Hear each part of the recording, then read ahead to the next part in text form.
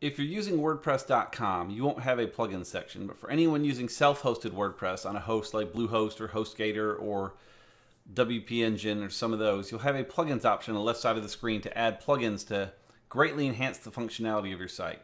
We have some tutorials that talk about some specific plugins, but this one will talk just at a high level about how plugins work, how to add and remove them, that kind of thing. So on your plugins list here, you'll see all the plugins you have. The blue shaded ones are active, and then the white shaded ones are inactive, and then you'll see a yellow mark if plugins have an update.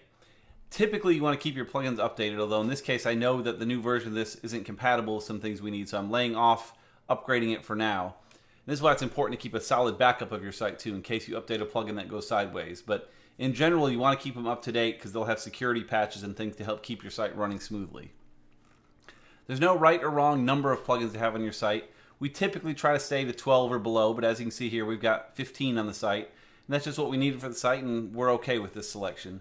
But again, fewer is typically a better thing. I keep it as small as possible. If you need to add a new plugin, if you see a great blog post or a video or something about a plugin you need, adding a plugin is pretty straightforward. You click Add New at the top, and then on this next screen, it shows you a lot of the popular plugins. You can search for your own. So for example, if we had to change a bunch of URLs, I know that the Velvet Blues Update URLs plugin is a good one, so we'll search for that. And there's Velvet Blues Update URLs. So we can install that plugin right from here, and it installs. And give it a second, it downloads it, installs, and then from right from here we can activate it. So we can hit Activate. And this plugin's now on our list.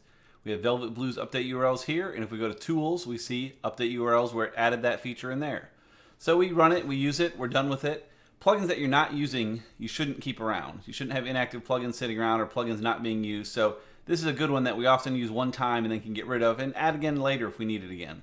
So we'll deactivate the plugin from here. And then if we scroll back down, we can then delete it. Go ahead and get that off our server completely. Make backups a little bit lighter. Just make things work a whole lot better all the way around.